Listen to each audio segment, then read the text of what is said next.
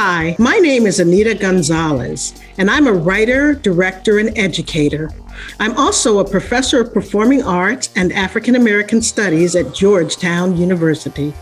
Today, I'm in conversation with two artists who participated in the 3 Arts Residency Fellowships at the University of Illinois at Chicago. This is part of a series of conversations designed to promote the art of deaf and disabled artists and their experiences in that fellowship program. Brian Balcom is a theater director and accessibility advocate who's produced and directed several contemporary plays at theaters throughout Chicago, Minneapolis, and beyond. Tsehaye Geralyn Hébert is a citizen playwright and accessibility advocate whose work draws upon African Creole culture, often centering race, gender, disability, and the economics and geography of making art. I primarily focus on contemporary, narrative-based, and muscular theater. I love stories where people are fighting against seemingly insurmountable odds, fighting against a conflict that seems insurmountable and finding a way to navigate that or wrestle with that. And as far as what I do administratively, I am a proponent of access for all, eliminating any physical, any language barriers, any barriers to participation. And that also comes in storytelling too, making sure that the story is accessible, because we're here to create empathy. We're here to reach out to different people and different audiences and trying to change their minds one way or the other to get them to see things in a different way. My work is more hybrid, opening doors and windows, the excavator stories, so to speak, and to just discover as you're going along what the poetry in that story is. I'm really involved in legacy right now, in history. The part about inclusion that is so extraordinary is that it gives us so many tools to tell a story. I come from a place where different languages were spoken. And as we speak, my Creole language is fading every day. And with it, a bevy of stories, to hear those stories in their native tongues and to understand what place might mean or not mean. It's about excavating a lot of ideas. And if the inclusion is a part of the value at the beginning of writing that script, it continues to unfold. If I have noticed it comes in at the end, it's prescriptive and it kind of sits on top of things, almost like let's put this ornament here. Oh, look, we have this. But I'm really taken by the hybridity when we're making pieces and making work and collaborating and bringing in different styles, different languages, different systems, and how that works together. That excites me. That's beautiful. I love these images that are at the core of the work that each of you do. Tell me about Chicago. What does it mean to you to be a part of the Chicago Disability Arts community? I would say it has been challenging and also freeing to just have inclusion as a value, as content, as structure, as infrastructure, as theory, as praxis. Is very exciting for me. And I think because that can be unfettered, it has allowed me to think so far beyond the box. But it's certainly fed into the hybridity and the collaborative process that I find really, really exciting.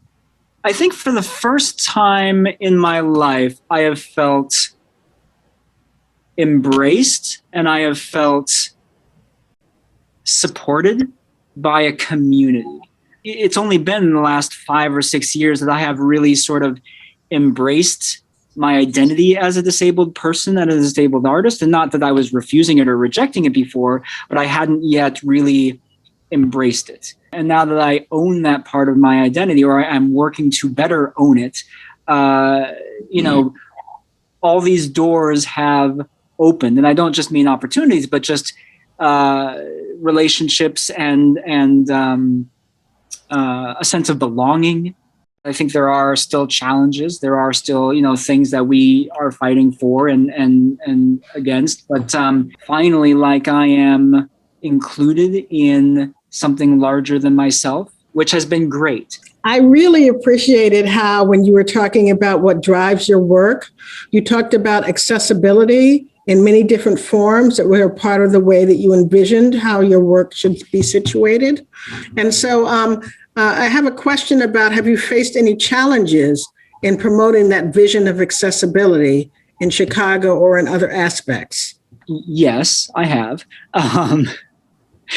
And it has taken multiple different forms. It feels like I am restricted to only working with theater companies that have accessible spaces, both, on stage, backstage, because of the nonprofit nature of what we're doing. Companies, organizations find spaces wherever and whenever they can for as little money sometimes as they're able to afford. And that means working in older buildings. That means working in inaccessible buildings. It's tricky to navigate things like that, to decide, who do I build relationships with, who might be open to such a thing. That's a lot of financial burden to ask an institution to do, especially if their budget is at a certain level, right? So physical access for me is the biggest challenge in actually, having the opportunity to do work.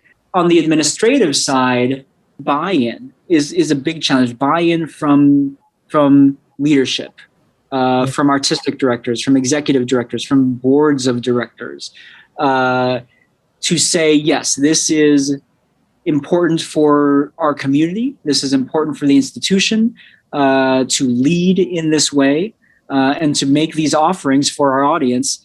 I'm very grateful for having you as an advocate, but I know it must become tired doing all the time, right? I mean, that's where the community comes in, that there's a community to lean on when you get exhausted, right? From the constant advocacy that you have to do just to assure yourself a place to be able to do your artistry. Everybody has learned something because we've learned it by doing it, as opposed to saying we don't have any money, we don't have any staff, we don't have any time, we have no know-how. Like, we know that going in.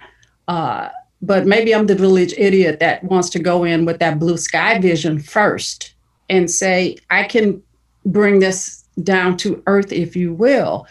But what does an ideal look like? Because we're not even thinking about what's the ideal setup for a person to have access to the stage. So I think, how do we think about disability and access and inclusion is radical for some people when we're simply asking to be able to get through the door. It's not going to change until I participate in that change with others in collaboration. Everyone would like to see it in process and product, but they don't always want to see it in the bricks and mortar of the edifices that we work in, and also in the actual budget. Like, what does it take to make sure accessibility is real to people? That's the question that keeps popping up for me. I think in 5 years, maybe we don't have to worry about how to get the ASL interpreted show on. Maybe we don't have to figure out how to make the piece audio described. Maybe we've got that taken care of. And when I say taken care of, I'm not just talking about the technology, because technology is changing. And I would like to point out that when people talk about technology and PWDs, people with disabilities, they act as if we're still trying to figure out how to use an electric can opener, when most PWDs have been so far ahead of the TQ, the technology quotient, that we're showing other people how to do it. So that makes us end users, brilliant end users, and understanding how systems work, because we understand how systems didn't work for us. Yeah, I think your point about technology is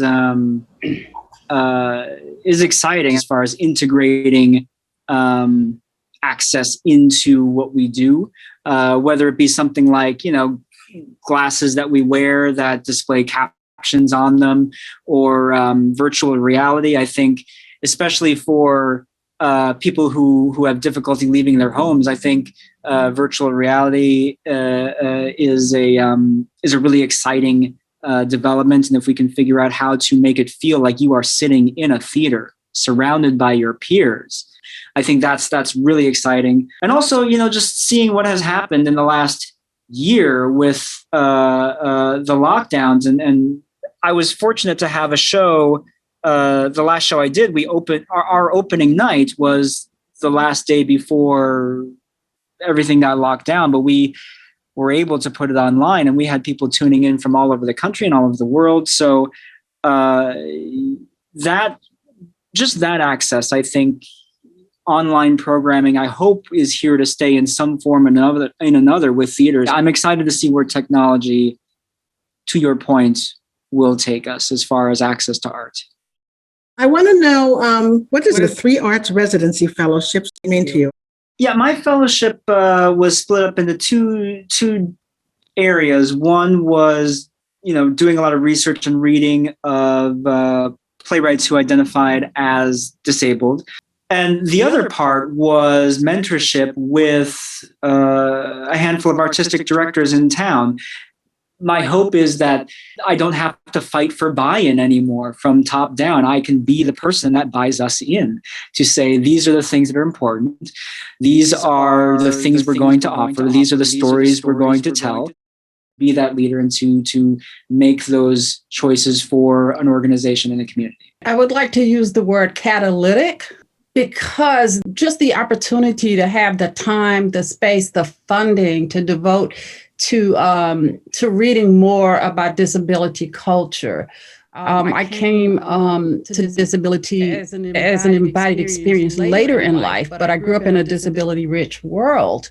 But I think it's not until you look into or begin to conceive work that you start to think about how to broaden the scope of that work. So that it's more open and it's not closed. So I think working with 3 Arts really continued fundamental shifts in my work. Like the first time I worked with ASL, I never went back to not integrating different aspects of language.